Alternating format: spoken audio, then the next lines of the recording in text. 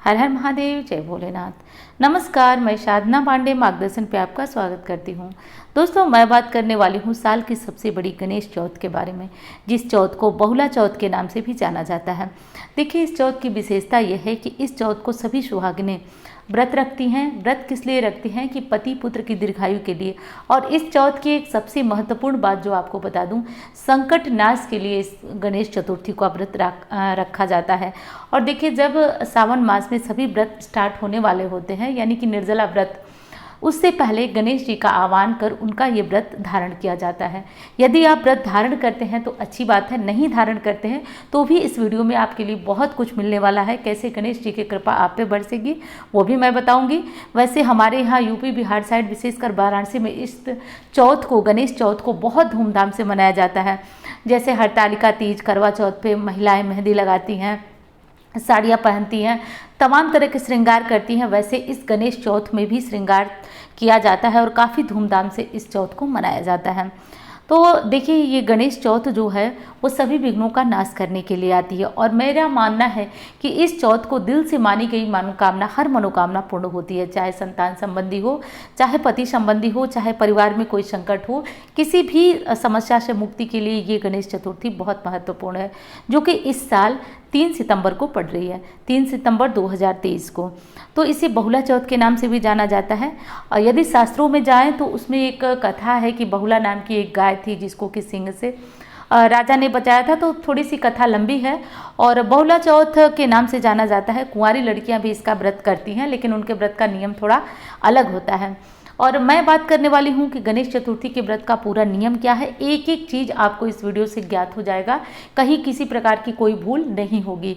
तो एक एक चीज़ बताऊंगी। और सबसे बड़ी चीज़ कि चंद्रमा को अर्घ दिया जाता है, तो अर्घ सच में कैसे देना चाहिए। बहुत सारे लोग अर्घ देने में गलतियाँ करते हैं, तो वो जानेंगे। चंद्रमा के निकलने का आज सही समय क्या है, क्योंकि प्रायः ना हम बहुत इंतजार करते हैं, क्योंकि इस व्रत को बिना पानी के रखा जाता है। और बिना पानी का व्रत होने के कारण दिन भर में अच्छी खासी गर्मी भी पड़ रही है, हमें प्यास लग जाती है, तो हम जो है बहुत समय तक इंतजार करने के बाद परेशान हो जाते हैं। और चंद्रोदय का समय जान लेंगे, साथ साथ पारण कब करना चाहिए, सब कुछ जान लेंगे। तो दोस्तों, वीडियो में अंत तक बस सुनते रहिएगा, और अच्छी लग जाती है सुनने के बाद तो एक लाइक ज़रूर करिएगा। आपके लाइक मोटिवेट करते हैं, प्रेरणा देते हैं, इसलिए कि मैं और अच्छी अच्छी बातें, जो टॉपिक मुझे समझ में आता है, सब पे मैं आपके लिए वीडियो बनाती हूँ और आगे और बनाती रहूँगी। इसके लिए ज़रूरी है आपका लाइक, आपका कमेंट और आपकी संख्या का बढ़ना, यानी कि सब्सक्राइबर्स के रूप में आपका प्यार का बढ़ना। देखिए, गणेश चतुर्थी को 3 सितंबर को आप क्या करेंगे, इसके बारे में बात कर लेते हैं। वैसे तो आप जानते हैं कि हमारे जो हिंदू धर्म में जितने भी ये व्रत होते हैं बिना पानी वाले, सभी व्रत के दिन बाल नहीं धुला जाता है। लेकिन आप किसी कारण से नहीं धुल पाए हैं, भूल गए हैं, लहसुन प्याज खा लिए हैं, किसी तरह की कोई दिक्कत है, तो आप बाल पे पानी लगा के धो लीजिएगा। संडे का दिन है, कोई दोष नहीं है। उसके बाद सुबह में जो है 3 बजे के करीब सरगी ली जाती है। आपका मन हो तो नारियल पानी, जो कुछ लोग केले खाते हैं, दही खाते हैं, जो भी खाना चाहें, सुबह में 3 बजे, 2:30 से 3 के बीच, आप 3 तारीख की सुबह की बात मैं कर रही हूँ, आप ले सकते हैं। उसके बाद से बस आपका व्रत प्रारंभ हो गया। इस व्रत में कोई पानी वगैरह नहीं पिया जाता है। पूरे टाइम, यानी कि चंद्रमा को अर्घ देने के बाद ही जल आप ग्रहण कर सकते हैं। पूरे टाइम बिना पानी के रहा जाता है। अब पूरे टाइम आप बिना पानी के रहेंगी, तब तक दिन में आप अपने लिए कपड़े, यदि नए पहने तो ठीक है, आप नए कपड़े तैयार कर लीजिए। उसके बाद नहीं, कोई ज़रूरी नहीं है कि नए कपड़े पहने, नए नहीं पहनते हैं तो कोई भी आप अपना सूट पहन लीजिए, साड़ी पहन लीजिए। और आज आप अपने सिंदूरे से, शाम को कंघी करने के बाद सिंदूरे से सिंदूर लगाया जाता है। तो ये सारे नियम जो हरतालिका तीज में होते हैं, चूड़ियाँ पहन लीजिए, पायल वगैरह जो भी पहनना चाहे, मतलब सब मिला जुला करके आज खूब अच्छी तरह से आप तैयार हो जाइए, क्योंकि तैयार होकर के बिल्कुल गणेश जी की पूजा की जाती है। उसके बाद शाम को चंद्रमा निकलने का समय नोट कर लीजिए। वैसे तो चंद्रोदय से पहले पूजा होगा, लेकिन फिर भी आप समय नोट कर लीजिए, स्क्रीनशॉट ले लीजिए। 3 सितंबर को चंद्रोदय का समय रात को 9:08 से है। तो 9:08 से पहले हमें पूजा अपनी कंप्लीट कर लेनी है। पूजा करने के बाद ही हम गणेश जी की पूजा के बाद ही चंद्रमा को अर्घ्य दिया जाता है। अब करना यह है दोस्तों कि शाम को जैसे गोधूली बेला होती है तो गोधूली बेला में ही हम पूजा की तैयारी करते हैं। वैसे तो इस पूजा को खुले आसमान के नीचे, तारों के नीचे किया जाता है। तो क्या करें, छत पे, आंगन में जहाँ भी जगह हो वहाँ पाटा लगा लें, चौकी लगा लें, जगह को पहले से साफ कर लें, चौक बना लें। जो आटे का चौक हमारे यहाँ बनता है उस आटे का चौक तैयार कर लें। और गाय का गोबर मिल जाता है तो थोड़ा सा गौरी जी बना लें, सुपारी रखकर गणेश जी बना लें। उसके बाद गणेश जी, शिव परिवार की आप कोई फोटो है तो रख लीजिए। उसके बाद पूजा के एक ही सबसे सरल नियम है कि सबसे पहले देवी देवता का आवाहन किया जाता है। गणेश जी का ध्यान करिए, उनका आवाहन करिए। उसके बाद गणेश जी, गौरी जी, भोलेनाथ सबकी पूजा करिए। और आज सिंदूरा है तो माता गौरी को भी आप अपने सिंदूरे से सिंदूर लगाएं। अब जो भी फल, ऋतु फल मिल जाते हैं, कम से कम 2-3 तरह के फल मंगवा लीजिएगा। यदि आप 2-3 तरह के नहीं तो कम से कम केला तो अवश्य मंगवा लीजिएगा। और दूध की बनी हुई बर्फी चढ़ाई जाती है। अच्छा, दूध से याद आया, कुछ स्थानों पे आज के दिन दूध निषिद्ध माना जाता है, परंतु हमारे यहाँ वाराणसी साइड में दूध से बनी मिठाइयों का सेवन भी किया जाता है और इस मिठाई को आज के दिन चढ़ाया भी जाता है।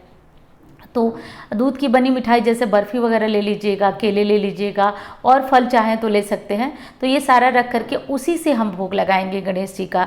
गणेश जी का भोग लगाने के बाद आप क्या करेंगे कि आरती बहुत विधि से करेंगे। आरती जय गणेश देवा सभी जानते हैं। फिर भोलेनाथ की आरती करेंगे, माता गौरी की आरती करेंगे। इस तरह से करने के बाद अब यदि पूजा पहले हो गई है तो भगवान का नाम लेते रहेंगे, गणेश जी का जप करते रहेंगे। और उसके बाद रात को जब चंद्रोदय होगा तो आप एक लोटे में, चांदी का लोटा हो तो ठीक है, नहीं तो स्टील का ले लीजिएगा लोटा, उसमें थोड़ा सा दूध, थोड़ा सा जल लेकर के चंद्रमा को अर्घ देना है। उसके बाद थोड़ा सा दूध और जल उसी में से बचा लीजिए। और पूजा में पान और कसैली, जिसको की सुपारी भी बोलते हैं, तो एक पान और सुपारी ले लीजिए।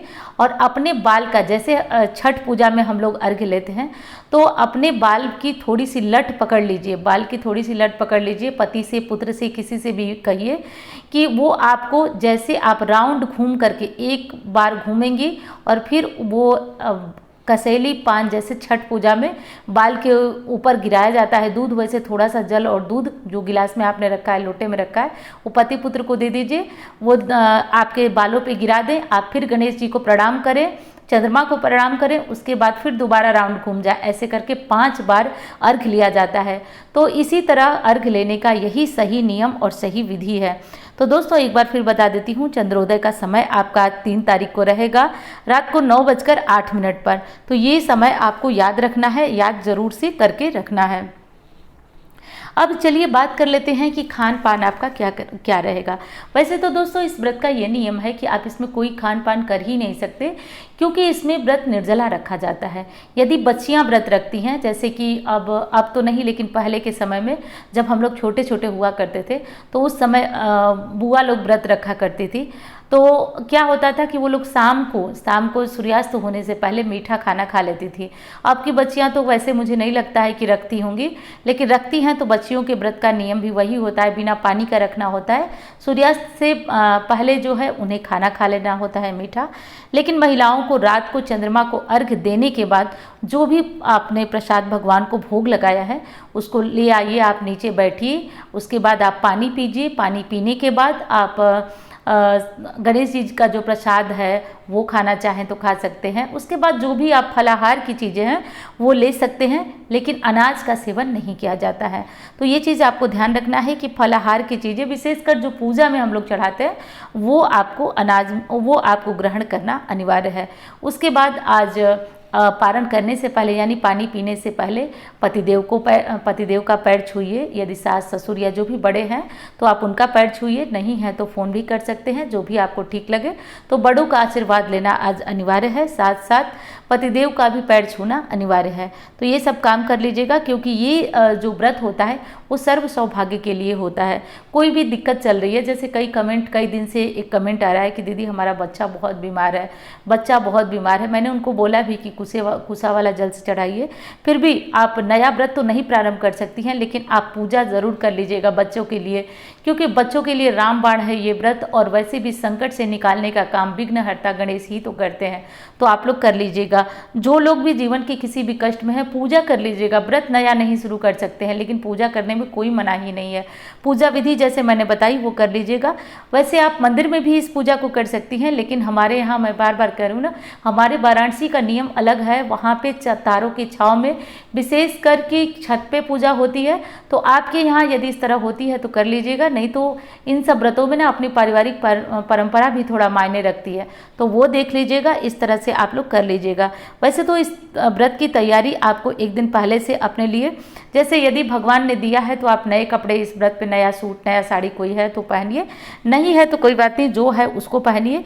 जो भी पहनिए, भगवान से बस प्रसन्न रहिए, पूजा पाठ करिए, और चंद्रमा के निकलने का सही समय जो मैंने बताया उसको नोट कर लीजिए। अब मैं बताती हूँ उनके लिए जो कि बहुत ज़्यादा परेशान है। आज के दिन एक काम करिए आप लोग, आज के दिन कम से कम 11 पाठ संकट नाशक गणेश स्त्रोत का आप लोग करिए, और किसी भी गणेश जी के मंदिर में जाकर के दुर्वा की माला गणेश जी को चढ़ाइए। हल्के में मत करिएगा। हर गणेश चतुर्थी को नियम बना लीजिए, 11 या 21 गणेश चतुर्थी आप कर लीजिए। देखिए, सभी विघ्नों से मुक्ति का बहुत बड़ा दिन है गणेश चतुर्थी का दिन, तो ये कर लीजिएगा। और संकट नाशक गणेश सच में संकट से निकालता है। आप बहुत बड़े कर्ज में हैं, आपका बच्चा, आपका कहना है। देखिए, जब मैं कुंडली दिखाती हूँ, देखने बैठती हूँ ना, अधिकांश तक कुछ दिनों से, दोस्तों विश्वास मानिए, कुछ दिनों से एक कमेंट आ रहा है कि या तो बच्चे का करियर या फिर बच्चा कहना नहीं मानता है। एक दिन तो मैं सुबह से अंत से लेकर, मतलब शुरुआत से लेकर अंत तक वही चीज़ें मतलब देखती गई। बगल में जो है, जो लोग बैठे थे, वो मतलब सभी लोग, हम लोग बात खत्म होने के बाद ये विचार करने लगे कि क्या समय आ गया है। तो यदि आप इन समस्याओं से बचना चाहते हैं तो गणेश चतुर्थी पे संकट नाशक गणेश स्त्रोत का पाठ करिए, और गणेश जी को दुर्वा चढ़ाइए। मोदक, लड्डू जो भी मिल जाते हैं उनका भोग गणेश जी को लगाइए।